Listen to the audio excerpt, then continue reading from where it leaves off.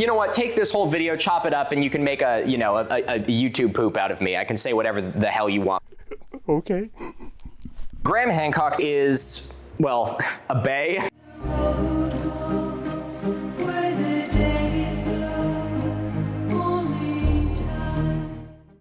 Well, hello and welcome back to the next episode of DeDunking. I want to thank all of you so very much that voted in the poll. There's the results right there, and of course I'll be honoring those. So this video will be Ancient Apocalypse Episode 3, me responding to Miniminuteman's debunking of Graham Hancock's Episode 3 there. And, you know, Milo didn't send you guys here for me to be all nice to him or for me to, like, pull punches. Me and him are buds, but that doesn't mean that I'm going to, like, pretend that I don't see what I see, right? I mean, he may think that I am my own worst critic. But in reality, he has me. So stick around till the end, because I will guarantee you, no matter what side you are on this, you're going to have to at least admit that I got him on this one big time. The later part of the episode, he talks to Dr. Anton Mifsud, who talks about how they found Neanderthal teeth in one of the caves there. However, since Neanderthals went extinct like 40,000 years ago, it doesn't really prove his point much. Graham Hancock really loves that there were these Neanderthal teeth found in the Gardalam cave. He harps on and on about how not enough research was done on it, and how an attack on the paradigm is an attack on archaeologists. I promise you, there is no one on Earth who would not want their name on the discovery of those Neanderthal teeth. So he talks to Dr. Anton Mifsud, who paid to have the teeth dated and was able to prove that they were in fact Neanderthal teeth. Again, all very interesting. Does not prove a damn thing, unless you're saying that the Atlanteans were Neanderthals. You know, it seems to me that his point was really clear here. He's saying that these teeth haven't been reported on properly by science, and he's really right. If you look into it, Malta has kind of the same issue that you see in Indonesia and other places in the world, where the reporting on archaeology, you know, tourism might be a little bit more important than the archaeological side of it, and so they don't really have a problem claiming anything, even though that, like, archaeology will say that they didn't build all these megalithic temples we're going to talk about in a second. The Maltese government and shit wants to claim them. So we have the same kind of issue going on here, where they don't want to push these teeth back any further than 5000 BC, but other people identify them as Neanderthal. Allow me to read here a little excerpt. In 1917, two very special human molars with a wide extension of their pulp cavity and fused fang were found in Neolithic excavations in Malta. As he had observed such a dental morphology of Neanderthal man in Jersey, Arthur Keith called that pterodontism and claimed that it was a characteristic between Malta and the Italian coast, he asserted Neanderthal man had lived in Malta. The theory has never been corroborated, and pterodontism is not so characteristic as supposed by Keith. Furthermore, it might be an individual pathological feature. Up to now, there is no proof of human beings in Malta before about 5000 BC. So they totally look like Neanderthal teeth, but they're not Neanderthal teeth, except they are Neanderthal teeth, and they even look like it, and it just depends on who you ask, and that's a huge problem, and that's what he was getting at.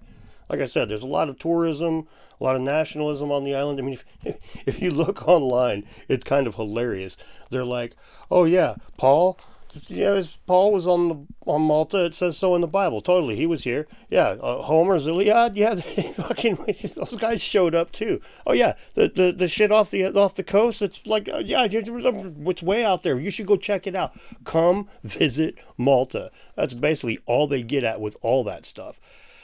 He is right in pointing out that these teeth showcase that you can't really trust the science, especially when it comes to dating on this island. So the cart ruts are pretty interesting. They're these long worn paths in Malta's stone that look like cart ruts. Now, it's kind of hard to date these considering it's just negative space in a rock, but estimates say that they're probably about 2,500 years old. And no one really knows exactly what they are. There is theories that they truly are cart ruts, but there's also theories that it's irrigation or something like that, but no one really knows for sure. Well, Graham Hancock claims that he has researched the cart ruts himself and has scuba dived to cart ruts which are 25 meters underwater. Now, he doesn't show these cart ruts, he doesn't go to them, and he doesn't cite where they are, so I have no way of actually confirming this, but I'm gonna just assume he's telling the truth here. He says that finding cart ruts 25 meters underwater proves that this site dates to, everyone say it with me, 12,800 years ago. This is the sea level rise at the end of the last ice age. At about 25 meters, we're only looking at a date of around 7,000 years ago, which is really weird because Graham Hancock is saying that this site is 12,800 years old. About 12,800 years ago, the sea levels were about 80 meters or 250 feet lower than they are today. And Malta would have looked like this. Instead of being 2 islands, it would have been 1. So if Graham had suddenly found cart ruts that were 80 meters underwater, I'd be a lot more inclined to agree with him about this date. We also don't know if this is at high tide or low tide, which is something that could fluctuate the water by multiple feet and be able to change this date by thousands of years. But let's just assume 25 meters is right. Great, then that would place it to be about 6,000 years ago.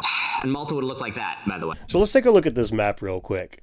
Yeah, on the East Coast, there is all kinds of land in the old days. What about on the West Coast? You don't have to go very far before you're in deep water again, huh?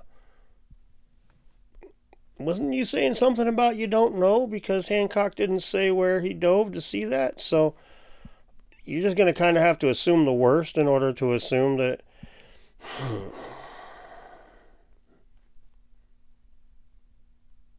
Okay, time for the heavy hitter.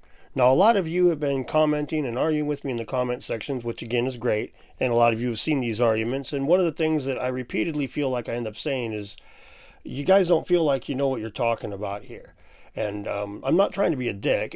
A lot of times it's just how it feels. It's like you're like misrepresenting this so badly that I don't even know where to begin to explain this. I use the crocoduck analogy. It's like Kirk Cameron trying to argue against evolution with the crocoduck. It's like, how the fuck do you even respond to that?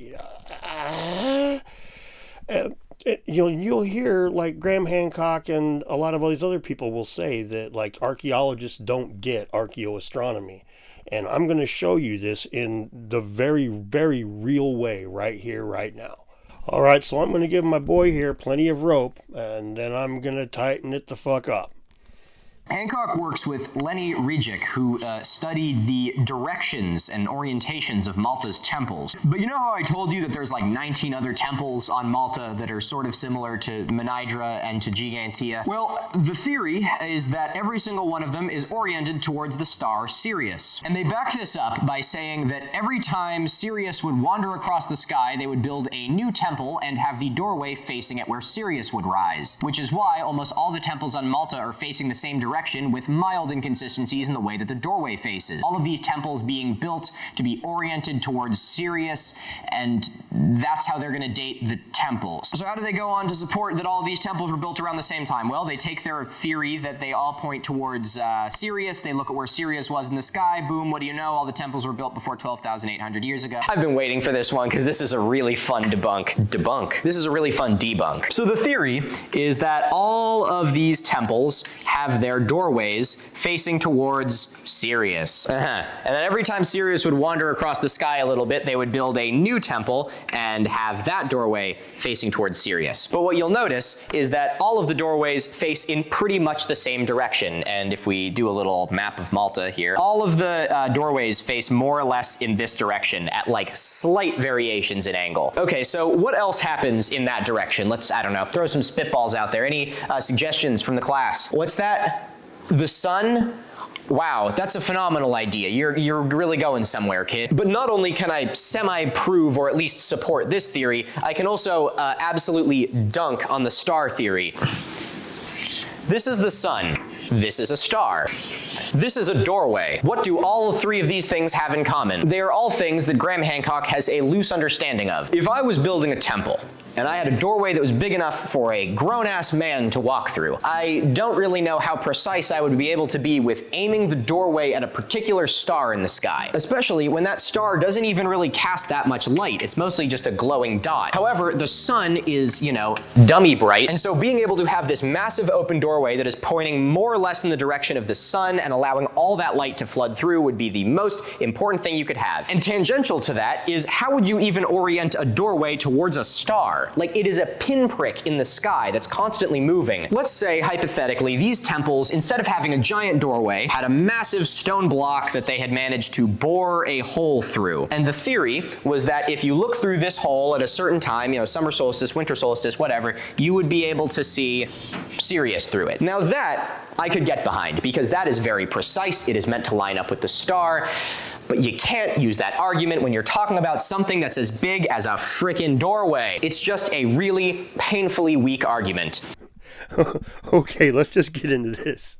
There's 3 points in an astronomical alignment on the ground. There is the alignment of inside of the temple, which I'll post a screenshot right here, and you can see how they dissect these things. It's really not complicated. You're standing in the fucking thing. You just look around and okay, here's the center and looking out the door. Then there'll be an object in the distance, and I'll post a picture here, and you can see how you would use that to highlight the star. And then there is the doorway that you use. It's an alignment. It's it's like you use 3 dots, and that's the sight. And every so often that star goes through, and the gun shoots. Do you follow? Do you see how this works? But you know what? Don't take my word for it. I'm a fucking electrician, right? Let's see what we got here. In their analysis of the data, the authors naturally considered the rising and setting positions of the sun at the solstices and equinoxes of the moon and standstills.